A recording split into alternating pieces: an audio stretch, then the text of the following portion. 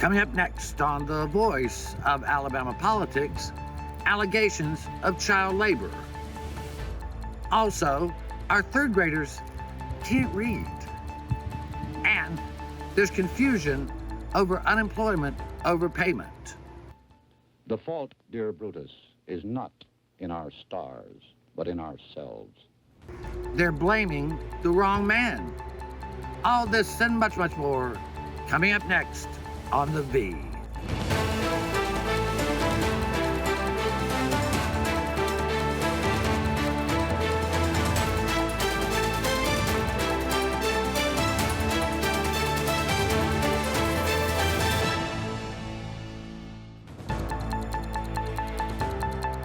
Welcome to The Voice of Alabama Politics, where we tackle the tough issues so you have the hard facts. I'm your host, Bill Britt, and today I'm joined by Susan Britt, research guru extraordinaire, and Josh Moon, columnist and investigative reporter at APR. Welcome. Hey guys. If I sigh a little, if I cry a little, it's because it's Alabama sometimes. I love Alabama. It's my home. But geez, the things that go on here can make you crazy. So a story that came out, it's been reported by several, is that there was overpayments of unemployment insurance benefits to the tune of about over $100 million this in 2020 and around almost 50 million in 2021. So these overpayments, what happened is there was a lot of confusion, Susan, about overpayments and how they happen and who's responsible to pay them back and who's not. Can you give us a little breakdown on how that works? Well, the first thing you have to know in this situation is that it wasn't just Alabama. This happened nationwide. We were in some of the lower percentages of those overpayments.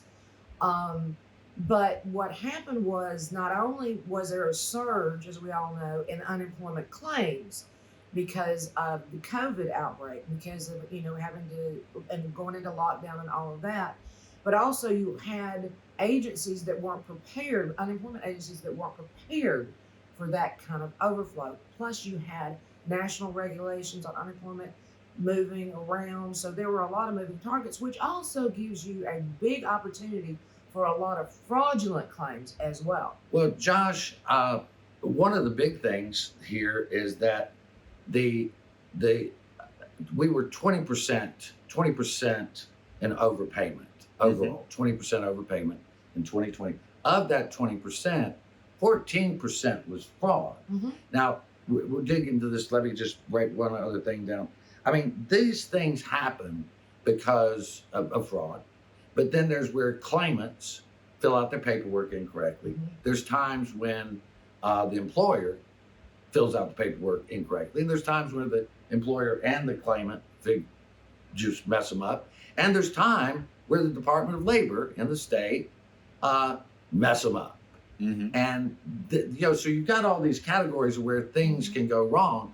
And Fitzgerald Washington has one of the worst jobs in Alabama during this pandemic, and has worked like he has just worked like a hero to get this done. And all he's gotten, Josh, is grief. I mean, just grief, and more grief. And I understand when people need their money, they got to blame somebody. But Fitzgerald Washington has got more than his share. But, yeah, he has. It's you look at what's happened, and I pointed this out before. You look at that department over there, like many departments throughout the state, and they were cut. They've experienced drastic cuts over the course of the last 10 years or so. Some of that rightfully so because of the economy and what we elected President Obama back around that same time, and they turned the economy around and things got a lot better for a lot of people. And so as that went, you lessened the number of people required at the Department of Labor. But there were also a number of cuts because of our state economics and our finances here. And so when this crisis hit, you were left with a department that was massively understaffed and unequipped to deal with this. Not because Fitzgerald Washington is a bad manager, but simply because you don't have the personnel to handle millions of claims coming at you at one time. Right. Right. And the thing is, Susan, and if you look at the estimates here of how that came about, I mean, Alabama did not do that badly, according to, if you look at Georgia, North Carolina, Tennessee, some of these other states. But in an average year, the overpayment is only about a little over $10 million. So, I mean, when you look at $100 million, you can see where there's problems. Now, there's been this whole big deal about who gets paid back and who has to pay back and who doesn't pay. If it's fraud, you got to pay it back. Yeah. If it's, according to the department, if it's an employer error, you get paid back. I mean, you don't have to pay anything back. And if it's an agency error, you don't have to pay anything back. Now, you may have to call them and you may have to fight them, but your claim will be, you will get your money back. I mean, you won't have to pay the money back if you were overpaid. I want to move on from that. That just was a big hot topic and I hate to see Fitzgerald Washington be the one that catches all the blame for this. But yeah, you know, I would like to say real quick, though, it's really weird to me that Fitzgerald Washington catches a lot of heat. And there's all of a sudden a lot of people above him that are paying a lot of attention to this guy and wanting to, you know, in the meantime, how many other departments and how many other spots there do we have that are very poorly run, that have experienced massive issues, and nobody ever talks about them at all? And I can't put my finger on what might be different about Fitzgerald Washington that would lead anybody to blame him more so than these other department heads. Well, I have don't to say, know. of all the categories that Bill talked about earlier, the agency error was less than 10%. Mm-hmm. yeah. Okay. And of all of the 40% of all of the errors, agency in Alabama was less than 10%. well, and in 2021, it was 4%. Exactly. So you can't blame it on him, but there you go. You're going to blame it on him anyway. I wanted to catch another topic, so we'll have to catch this one on the next side. But what I want to do is talk about a PARCA study, which shows that third grade reading levels are slightly improved. And by slightly improved, I mean basically our third grade students cannot read. We're going to pick that up on the other side. You're watching The V, the voice of Alabama politics.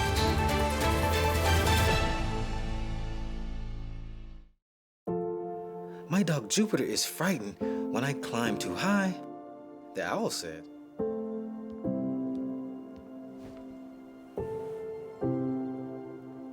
Check for monsters, Daddy. I did, honey. There are no monsters. You're perfectly safe.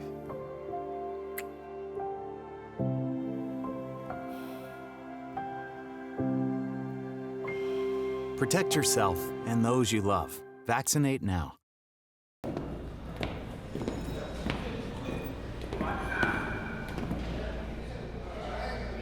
So you got caught speeding.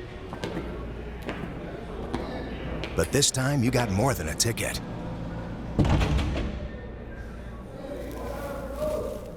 What are you in for? Vehicular homicide.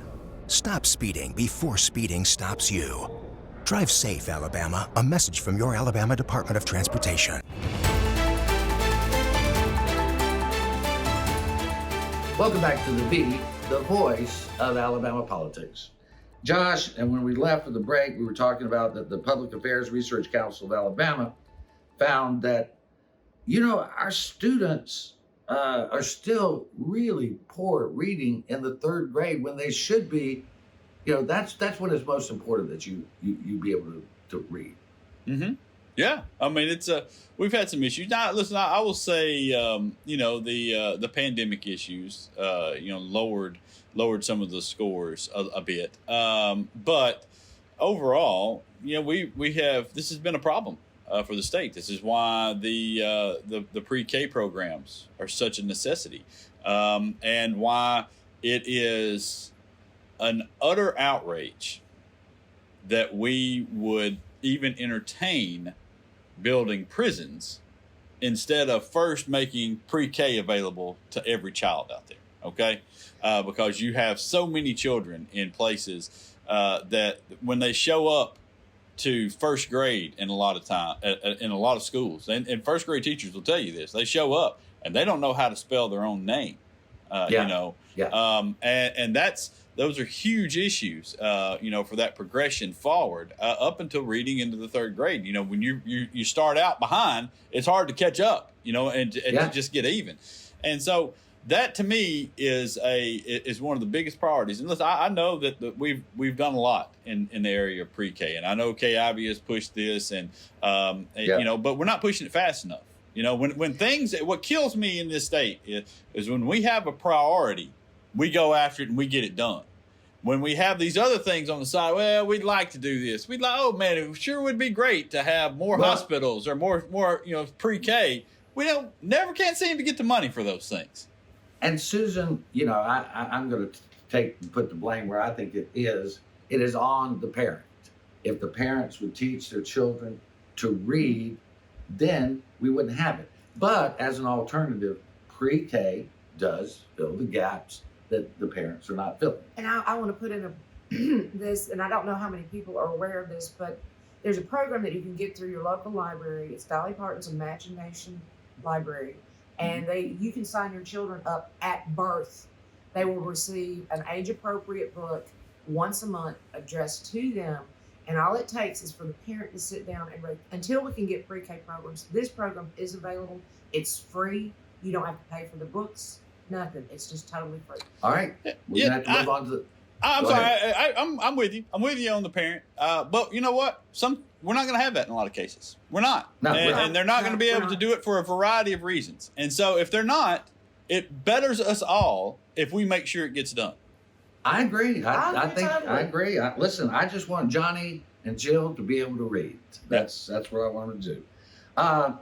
Josh, story you reported on, a few others have, but Smart Alabama, which is owned in part, or at least in whole, by it's a supplier for Hyundai, and it was discovered that they were using, or allegedly using, child labor as young as 12.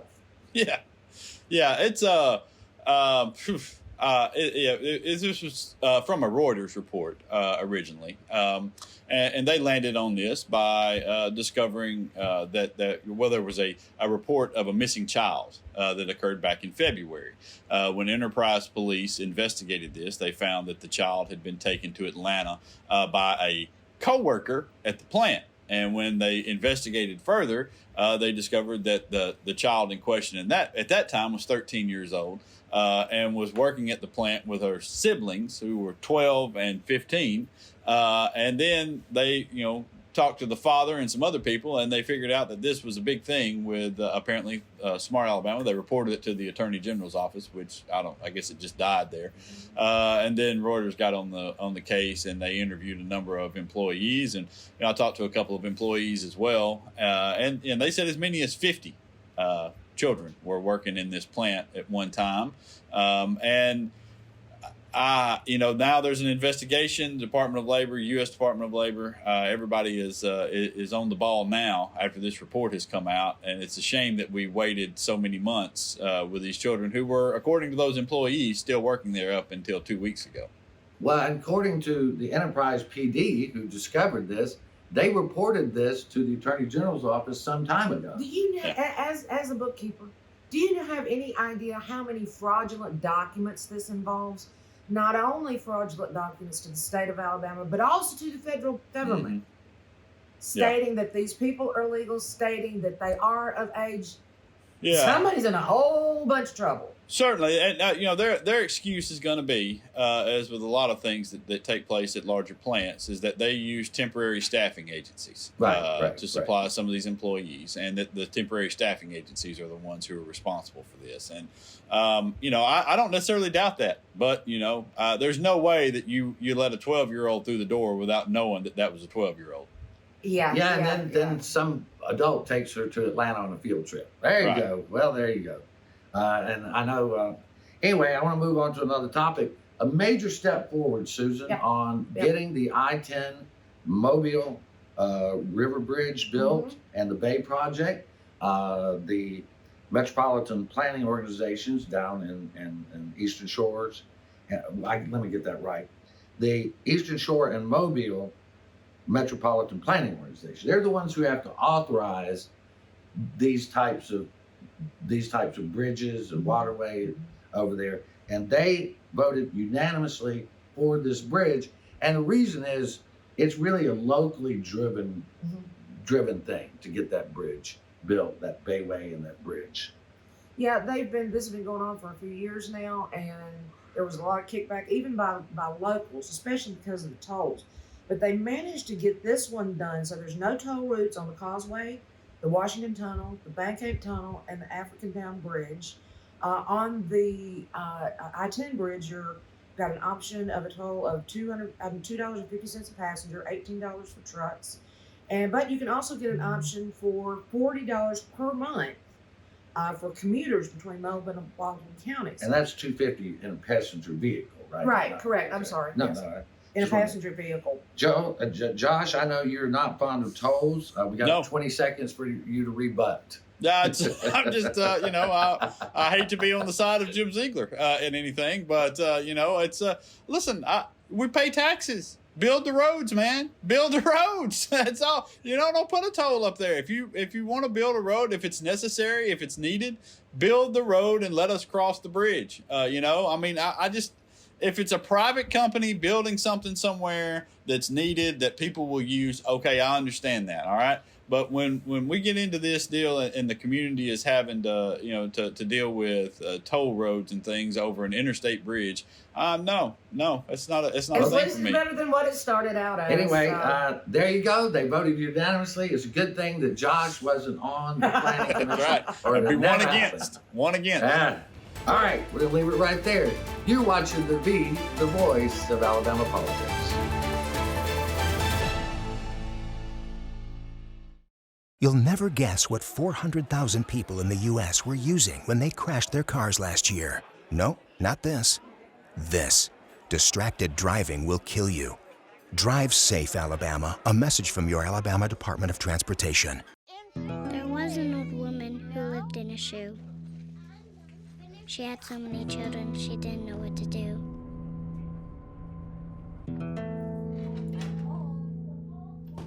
She gave them some broth without any bread and kissed them all soundly. Lights out. Good night. And put them to bed. Hunger is a story we can end. End it at feedingamerica.org.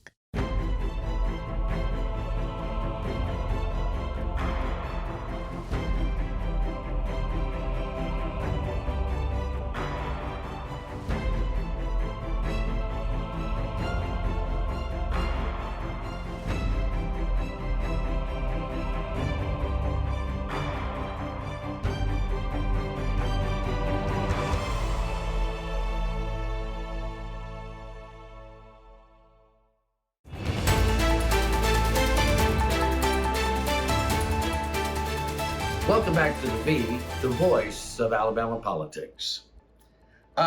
This is a story we reported on back in March. The Alabama State Port Authority down in Mobile. There was an investigation that started because of a pay raise and a bonus given to John Driscoll, who is the CEO and director of the port. John Driscoll did nothing wrong. No, he did not. What happened was he was given a 4% pay raise and the money to join the Mobile Country Club. This was authorized by Bester T. Ward III, who is the chairman of the Port Authority. The problem with that is Bester T. Ward, chairman of the Port Authority, did not have the authority to grant the pay raise and the membership to the Mobile Country Club. Now, he sent us a letter finally saying, oh yeah, well, I think I may have inadvertently made a mistake and we're going to pass a resolution to abide by state law? To abide by the law Okay. from now on. All right. I spoke with the Port Authority this past week and they did pass a resolution that they would follow the state law.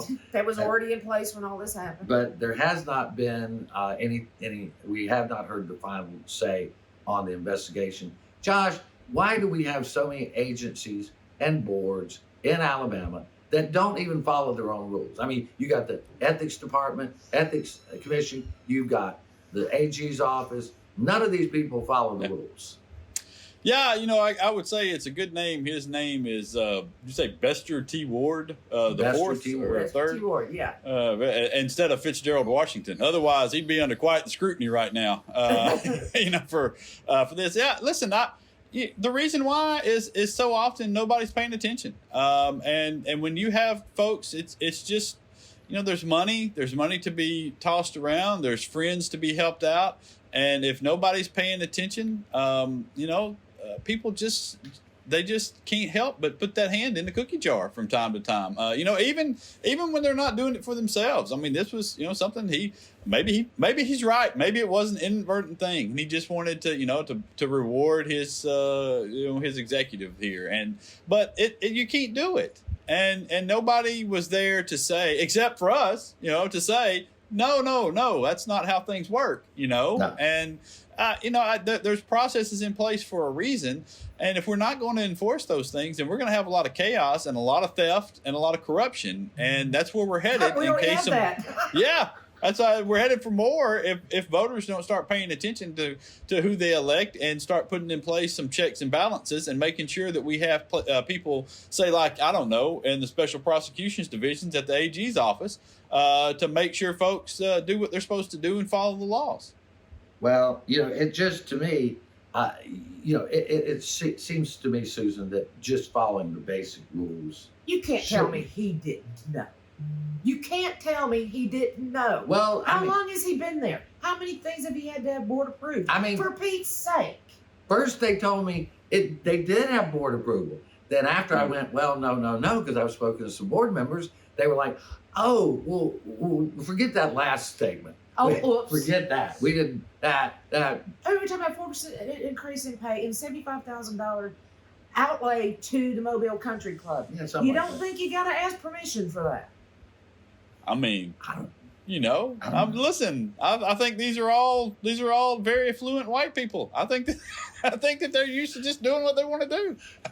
I think you're right. You may have hit that nail on the head, Judge. Hey, good news is, for the third straight month, Alabama's recorded record low unemployment, and that's not counting the kids up in Enterprise. Yeah. I don't think. We start counting the kids now. We're going to shoot those numbers back up, I think. Kids just laying around in school all day. But it really, and I think this goes to the fact that the Ivey administration has done a good job, and also, the business community. This is one of the areas where the business community has really stepped up with workforce training and those types of things that has made the difference. I don't want to give the state government too much credit for any of this, because the businesses are the ones that probably deserve more of the credit. The folks that are running BC, no, Josh, you're gonna fill. I'm just, I'm sorry. I first got a little something that caught my throat when you said the Ivey administration, not the Biden administration, and then later I was further choked up when we forgot about all the taxpayers that paid for the workforce training. But no, I'm just saying, businesses used to do that. They called them unions, and they trained their employees. But now we don't do that so much. We pay for it ourselves out of taxpayer money and economic development incentives. Well, I'm sorry. I'm sorry to rain on that parade. You're right. I can't call sour grapes, because you're right. But these are it used to be. We paid millions and millions, hundreds of $millions to get people to come down here to work. To put their plants in here. Right, and then yes, and so we do that. That used to be just the most foreign idea to Republicans in the world. Right, that you would actually pay taxpayer money to bring a business to your state. That was unheard of. What you did was you made your state so attractive that people wanted to come here. But this is everywhere now. Everybody's doing it. To be fair, Democrats did it first. Okay, the Democrats were responsible for the car industry being here, and they're the ones that brought this whole thing on to us and started this economic development stuff. And it's, you're right. Now we advertise our low wages to people so they can come in here and prey on our underpaid employees. Can we call this exactly what it is? Socialism. That's socialism. Corporate socialism. Corporate socialism. When you pay a corporation taxpayer dollars to do business in your state, that is corporate socialism.